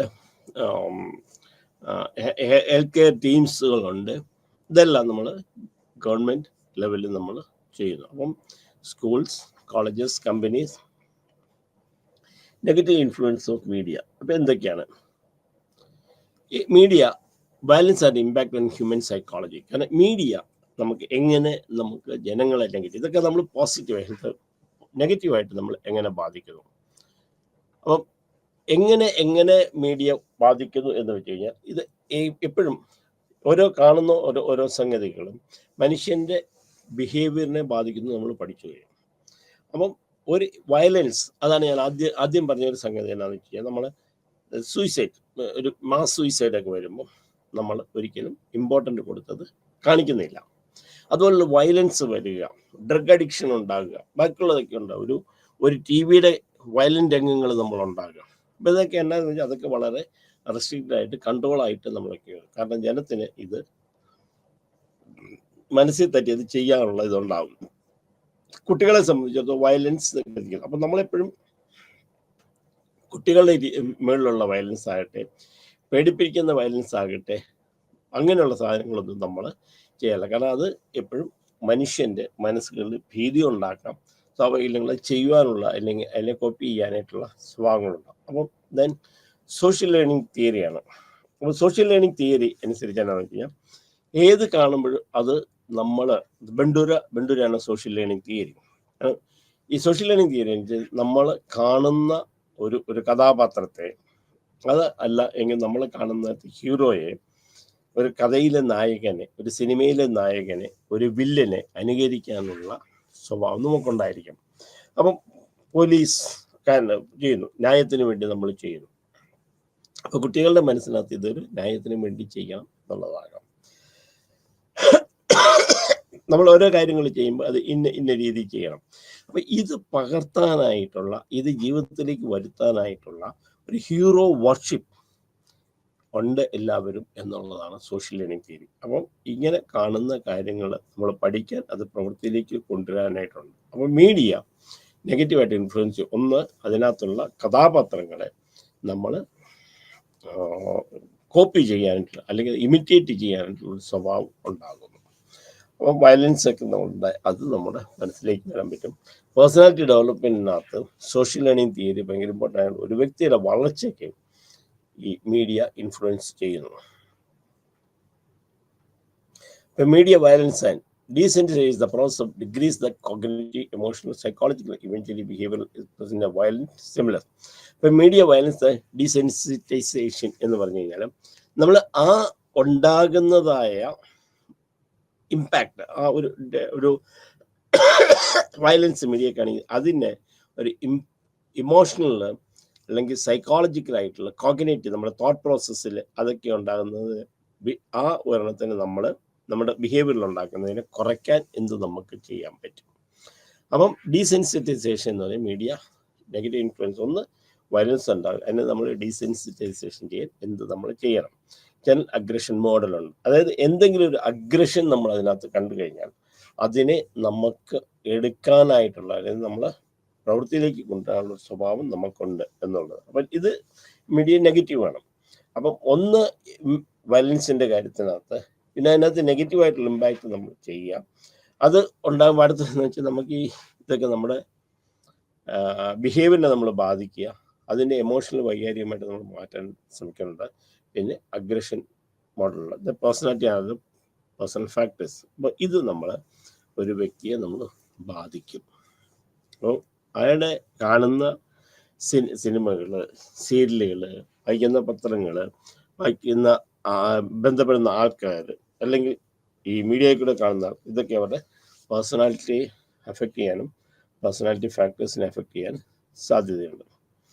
then body image issues and eating disorder. പിന്നെ ഈ പറയുന്നത് ബോഡി ഇമേജ്, എൻ്റെ ശരീരത്തെക്കുറിച്ച് എനിക്കുള്ള ധാരണ, അത് കൂടുതലും നമ്മൾ കാണുന്ന ടി വിയിലുള്ള പരസ്യങ്ങൾക്കകത്ത് ഇന്ന ബോഡിയാണ്, വണ്ണം കുറഞ്ഞ ബോഡിയാണ്, അല്ലെ ഫാറ്റ് ഉണ്ടാകാൻ പാടില്ല, അല്ലെ സിനിമാ നടികൾ ഇങ്ങനെയാണ്, അവരിങ്ങനെ കീപ്പ് ചെയ്യുന്നു അല്ലെങ്കിൽ ഇത് ചെയ്യുന്നു. അപ്പം ഇവരെ സംബന്ധിച്ചിടത്തോളം ഈ ഒരെണ്ണം ഒരു ബോഡി ഇമേജ് നമുക്ക് ഉണ്ടാകാൻ ഈറ്റിംഗ് ഡിസോർഡർ, കൂടുതലും അനോറക്സിയ നെർവസ പോലെ തന്നെ ആഹാരം കഴിച്ചിട്ട് ഒമിറ്റ് ചെയ്ത് വണ്ണം കുറയ്ക്കാനായിട്ടുണ്ടാകുക, ചില ആഹാരം കഴിക്കാതിരിക്കുക, ഇങ്ങനെയുള്ള നമ്മളൊരു ബോഡി ഇമേജിനെ കുറിച്ച് നെഗറ്റീവായിട്ട് നമുക്ക് ബാധിക്കാനുള്ള സാധ്യതയുണ്ട്. അപ്പോൾ നമ്മുടെ ബോഡി എന്ന് പറയുന്നത് കൂടുതലും ടി വിയിലൊക്കെ കാണുന്ന അങ്ങനെ രീതിയിലായിരിക്കണം. ഇപ്പം വണ്ണം കുറഞ്ഞവരാണ്, അല്ലെങ്കിൽ ഫാറ്റ് ബോഡിയിൽ ഉണ്ടാകാൻ പാടില്ല, കൈ ഇങ്ങനെ ഇരിക്കണം, അല്ലെങ്കിൽ എക്സസൈസ് ചെയ്യണം, അല്ലെങ്കിൽ ഇതിങ്ങനെ 6 പാക്സ് വേണം. അപ്പം ഇങ്ങനെ ഒരു ബോഡി ഇമേജ് ഉണ്ടാകുന്നവരുണ്ട്. ഇൻ്റർനെറ്റ് അഡിക്ഷൻ, പിന്നെ ഒന്നുള്ള അഡിക്ഷൻ ഉണ്ടാകും. കൂടുതൽ സമയം ഇതിലേക്ക് നമ്മൾ ചെലവഴിക്കാനുള്ള വ്യക്തിപരമായ സാധ്യതകൾ കൂടുതൽ, സമയം കൂടുതൽ. ഒരു 24 മണിക്കൂറുണ്ടെങ്കിൽ ഇപ്പം നമ്മൾ പഠനം നടത്തിയിരിക്കുന്ന ഉറക്കമല്ലാത്ത എല്ലാ സമയങ്ങളിലും നമ്മൾ ഇൻ്റർനെറ്റ് കണ്ടുകൊണ്ടിരിക്കുന്ന ആൾക്കാരുണ്ട്. പഠിത്തത്തിന് കൂടുതൽ സമയം കുട്ടികൾ ചെലവഴിക്കുന്നു. പിന്നെ പുസ്തകങ്ങൾ വായിക്കുന്നില്ല, വായനാശീലം കുറയുന്നു. എല്ലാ കാര്യത്തിനകത്ത് അവർ ഇൻ്റർനെറ്റിനെ ആശ്രയിക്കുന്നു. അഡിക്ഷൻ ഇൻ്റർനെറ്റ് കൂടെ കണ്ടുകൊണ്ടിരിക്കും. That is called internet addiction എന്ന് പറയുന്നത് കുട്ടികളെ മാത്രമല്ല വലിയവരിലും ബാധിക്കുന്ന ഒരു സംഗതി. അതാണ് വേറൊരു വീഡിയോ. പിന്നെ ഗെയിമിംഗ് ഡിസോർഡർ, അത് ഗെയിം കളിക്കുക. ഗെയിം കളിക്കുന്ന പോസിറ്റീവ് അല്ല നെഗറ്റീവ്, അതായത് ചൂതാട്ടം പോലെയുള്ളതായ കാര്യങ്ങളുണ്ടാകുക. കാരണം അറിയാവുന്ന പല ആൾക്കാരുണ്ട് ഇതിനകത്തൂടെ നമ്മൾ ചൂതാട്ടം കളിച്ചിട്ട് ലക്ഷക്കണക്കിന് കാശ് കളഞ്ഞിട്ടുള്ള ആൾക്കാരുണ്ട്. ഇപ്പോഴത് കിട്ടുമെന്ന് വിചാരിച്ചുകൊണ്ട് ചെയ്യുന്ന ആൾക്കാരുണ്ട്. റമ്മി പോലുള്ള കാര്യങ്ങൾ കളിക്കുക. ഇപ്പം ഇത് ഗവൺമെൻറ് ഇപ്പം നിർത്തിയിട്ടുണ്ടെങ്കിൽ, കാരണം ഇത് കൂടുതൽ കുട്ടികളെയും യങ്സ്റ്റേഴ്സിനുമാണ് ബാധിച്ചുകൊണ്ടിരുന്നത്. ഒരു കണക്കിന് ഇത് വലിയ ആൾക്കാരെയും ഒരു ലെവൽ വരെ വലിയ ആൾക്കാരെയും ഇത് ബാധിച്ചിട്ടുണ്ട്. ഗെയിമിംഗ് ഡിസോർഡർ, ആവശ്യമില്ലാതെ ചൂതാട്ടം കൂടുതൽ സമയം അതിനകത്ത് ചെലവഴിക്കുന്നവരുടെ കണ്ടിട്ടുണ്ട്. Then media and advertisement.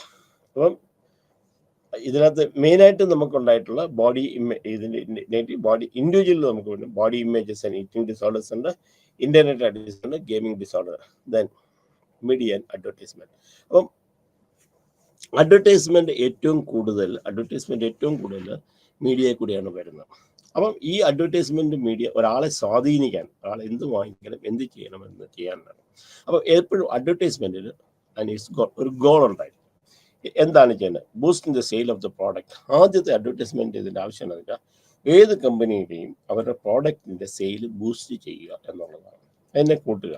അപ്പം ഒരു ഗോള്, ഞാൻ ഇന്ന സാധനം ഇന്ന പ്രോഡക്റ്റ് ഇറക്കി, അത് ജനങ്ങൾ കൂടുതൽ വാങ്ങിക്കുക.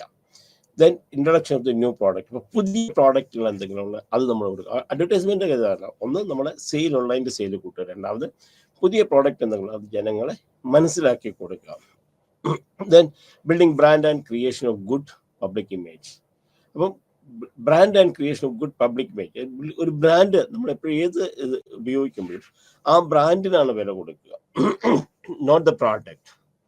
അപ്പം ഇന്ന കമ്പനിയുടെ സാധനമാണ് ഞാൻ ഉപയോഗിക്കുന്നത്, അത് അങ്ങനെ ഓരോ കമ്പനി അവരുടെ ഒരു പേരെടുക്കുന്നു. ഇന്ന ബ്രാൻഡ് ഞാൻ ഉപയോഗിക്കുന്നു, റാഡോ വാച്ച് ഞാൻ ഉപയോഗിക്കുന്നു, അല്ലെങ്കിൽ ഞാൻ ഉപയോഗിക്കുന്ന ഇന്ന ഷർട്ടാണ്, അല്ലെങ്കിൽ ഞാൻ ഉപയോഗിക്കുന്ന ഫോണിനാണ്, സാംസങ്ങിന്റെ ഫോണാണ്. അപ്പോൾ ആ ബ്രാൻഡ് ക്രിയേഷൻ, ആ ബ്രാൻഡ് എപ്പോഴും ഉപയോഗിക്കുന്നതുണ്ട്. അല്ലെങ്കിൽ ഇന്ന ഷൂ ആണ്, അപ്പം ഞാൻ എടുക്കുന്നത് ഷർട്ട് ഇന്നതിൻ്റെയാണ്, സോഡിയാക്കാണ്, അല്ലെങ്കിൽ റെയ്മണ്ട്സ് ആണ്. അപ്പം ദാറ്റ്സ് എ ബ്രാൻഡ് ക്രിയേഷൻ. അതാണ് അടുത്തത്, ബ്രാൻഡ് ക്രിയേറ്റ് ചെയ്യുക. Then education awareness. പിന്നെ അഡ്വർടൈസ്മെന്റ് എഡ്യൂക്കേഷൻ, ഇവരെ പഠിപ്പിക്കുക, കാര്യങ്ങളെക്കുറിച്ച് മനസ്സിലാക്കി കൊടുക്കുക. അപ്പോൾ അഡ്വർടൈസിംഗ് എന്ന് പറഞ്ഞാൽ boosting the sale of the product ആണ്. ഇൻട്രൊഡക്ഷൻ ഓഫ് ദ ന്യൂ, പുതിയ പ്രോഡക്റ്റിനെ നമ്മൾ ചെയ്യാനായിട്ടാണ്. Building brand and creation public image, education awareness. ഇതാണ് അഡ്വർടൈസ്മെന്റ് ഗോൾ എന്ന് പറയുന്നത്. അപ്പോൾ ഇതിന് ആരൊക്കെയാണ് സ്റ്റേക്ക് ഹോൾഡേഴ്സ്, ആരൊക്കെയാണ് ഇത് ചെയ്യുന്നത്? ഒന്ന് പ്രോഡക്റ്റ് അഡ്വൈസ് എന്ന് പറഞ്ഞുകൊണ്ട്, അതായത് ഒരു പ്രോഡക്റ്റ് ഉണ്ടാകുമ്പോൾ അതിനെ നമ്മൾ അഡ്വർടൈസ് ചെയ്യുക. അപ്പോൾ ഈ പ്രോഡക്റ്റ് എങ്ങനെ വേണം, അതിന് എങ്ങനെ പരസ്യം കൊടുക്കണം, അത് എങ്ങനെ ജനങ്ങൾ എത്തണം. ദെൻ അഡ്വർടൈസിങ് ഏജൻസീസ് ഉണ്ട്. ഏജൻസീസ് അവർ എല്ലാവരും ഇല്ല, മറ്റേ ഒരു പ്രോഡക്റ്റ് അഡ്വൈസർ മാത്രം, ഒരു പ്രോഡക്റ്റിനെ മാത്രം പ്രൊമോട്ട് ചെയ്യും. പിന്നെ അഡ്വർടൈസിങ് ഏജൻസീസ് ഉണ്ട്, പല പ്രോഡക്റ്റുകളെ കുറിച്ച് നമ്മൾ ചെയ്യുന്ന ഏജൻസി. അവർക്ക് ലക്ഷ്യമുണ്ട്, നിങ്ങൾ പറയുന്ന കാര്യങ്ങൾ പറയുന്ന രീതിയിൽ എങ്ങനെ ചെയ്യണം. ദാറ്റ്സ് ഏജൻസി ഉണ്ട്. ദെൻ ടാർഗറ്റ് ഓഡിയൻസ് ഉണ്ട്. അപ്പം ആര് വാങ്ങിക്കണം, ഏത് വാങ്ങിക്കണം, ഓഡിയൻസിനെ കുറിച്ച് റിസർച്ച് ചെയ്ത് ആ ഓഡിയൻസിൻ്റെ അടുക്കിലേക്ക് നമ്മൾ എത്തുക. അപ്പോൾ ബയ്യേഴ്സ്, യൂസേഴ്സ്, കൺസ്യൂമേഴ്സ് ആരാണെന്ന് നമ്മൾ ചെയ്യുക. അതാണ് അടുത്ത സ്റ്റേക്ക് holder. Then mass media.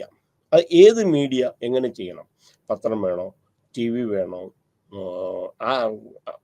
App വേണോ, ഇൻസ്റ്റാഗ്രാം വഴി വേണോ, ഏത് മീഡിയകളും നമ്മൾ ഉപയോഗിക്കുന്നത് ചെയ്യുക. Then government authority, government approve ആയിട്ടുള്ള അതോറിറ്റീസ് ഉണ്ട്. ഇത്രയും പേരാണ് നമ്മൾ ഇതിൻ്റെ സ്റ്റേക്ക് ഹോൾഡേഴ്സ്. ഒന്ന് പ്രോഡക്റ്റ് അഡ്വൈസർ, ഒന്ന് അഡ്വർടൈസിങ് ഏജൻസീസ് ഉണ്ട്, ടാർഗറ്റ് ഓഡിയൻസ് അവർ കണ്ടുപിടിക്കും ആരാണ് ഇവരുടെ ബയ്യർ, അവരുടെ എങ്ങനെ ഇത് എത്തിക്കണം എന്നൊക്കെ. ദെൻ മാസ് മീഡിയ, ഏത് മീഡിയ കൂടെ വേണം. Then government authorities. Then format of advertisement. ഒന്ന് സോഷ്യൽ മീഡിയ അഡ്വർടൈസ്മെൻറ്റ്, ഒന്ന് സോഷ്യൽ മീഡിയയിലൂടെ നമ്മൾ കൊടുക്കാം. Then content marketing and social media. അപ്പം കണ്ടന്റ്, അതിൻ്റെ കണ്ടന്റ് മാത്രം എടുത്ത് ഒരു കാര്യത്തിൽ പ്രത്യേക ഒരു പ്രോഡക്റ്റിനെ കുറിച്ച് എഴുതി അല്ലെങ്കിൽ അതിനെക്കുറിച്ച് മനസ്സിലാക്കി കൊടുക്കുന്ന അഡ്വർടൈസ്മെന്റ് ഉണ്ട്. ദെൻ ഇന്ററാക്റ്റീവ് അഡ്വർടൈസ്മെന്റ്, ആൾക്കാരുമായിട്ട് ഡിസ്കഷൻ ചെയ്ത് ആ കാര്യത്തിൽ പ്രോഡക്റ്റിനെ കുറിച്ച് നമ്മൾ കൊടുക്കുന്നുണ്ട്. Then search engine optimization. അപ്പം സെർച്ച് ആരൊക്കെയാണ് ഏതൊക്കെയാണ് വേണ്ടതെന്നുള്ളതിനെ കുറിച്ച് റിസർച്ച് നടത്തിയിട്ട് നമ്മൾ ചെയ്യുന്നതാണ്. ദെൻ കോണ്ടക്ച്വൽ അഡ്വർടൈസിങ്, ഒരു സാഹചര്യങ്ങൾക്കനുസരിച്ച്, ആ പ്രത്യേക സാഹചര്യത്തിൽ, ഇപ്പോൾ ഇലക്ഷനാണ്, ഇലക്ഷനെ കുറിച്ച്, ഒരു പ്രത്യേക ഉത്സവങ്ങളാണ്, അതിനെക്കുറിച്ച് ആ കോണ്ടക്സ്റ്റ് അനുസരിച്ച്, സാഹചര്യങ്ങൾക്കനുസരിച്ച് നമ്മൾ ചെയ്യാം. ദെൻ അഡ്വർട്ടോറിയൽസ്, അത് എങ്ങനെ അഡ്വർട്ടോറിയൽസ് എന്ന് പറഞ്ഞാൽ എങ്ങനെ ഏതൊക്കെ നടത്തണം, എന്ത് ചെയ്യണം. അപ്പം ഇത്തരം കാര്യങ്ങൾ what you mean by. Then എങ്ങനെയാണ് എഫക്റ്റീവ് അഡ്വർടൈസ്മെന്റ്, ബാക്കി കാര്യങ്ങൾ. അപ്പം അഡ്വർടൈസ്മെന്റ് കാര്യങ്ങളാണ് അടുത്ത് നമുക്ക് പഠിക്കാനുള്ളത്. എന്താണ് അഡ്വർടൈസ്മെന്റ്, ഏതൊക്കെയാണ്. അപ്പം മീഡിയ വളരെ ജനങ്ങളിലേക്ക് എത്തിക്കാനായിട്ടുള്ളതുകൊണ്ടാണ് സൈക്കോളജിക്കലി നമുക്ക് അതിനകത്തുള്ള എല്ലാവിധ എഫക്റ്റുകളും ഉണ്ട്. എങ്ങനെയാണ് നമ്മൾ ഇത് ചെയ്യുന്നത്, എഫക്റ്റീവ് അഡ്വർടൈസ്മെന്റ് എങ്ങനെ ചെയ്യണം, അത് ഉള്ള കാര്യങ്ങളെക്കുറിച്ച് നമുക്ക് അടുത്ത ക്ലാസ്സിൽ നമുക്ക് പഠിക്കാം. അപ്പം മീഡിയ എങ്ങനെ ഒരാൾ ഇൻഫ്ലുവൻസ് ചെയ്യുന്നു, ഏതൊക്കെ രീതിയിൽ വരുന്നു, അതെങ്ങനെയാണ് മാറ്റങ്ങൾ ഉണ്ടാകുന്നത്, ഒരു പ്രോഡക്റ്റിനെ കുറിച്ച് എങ്ങനെ ചെയ്യണം, അതിൻ്റെ സൈക്കോളജിക്കലായിട്ട് എഫക്റ്റ് എന്താണ്, അതിൻ്റെ ഗുണങ്ങൾ എന്താണ്, ദോഷങ്ങൾ, അതാണ് നമ്മൾ പഠിച്ചുകൊണ്ടിരുന്നത്. ബാക്കിയുള്ള കാര്യങ്ങൾ അടുത്ത ക്ലാസ്സിൽ പഠിക്കാം. കൂടുതലും അഡ്വർടൈസ്മെൻറ്റ് അത് എങ്ങനെ ചെയ്യുന്നു. എല്ലാവർക്കും നന്ദി. അടുത്ത ക്ലാസ്സിൽ ബാക്കി കാര്യങ്ങൾ. നമസ്തേ.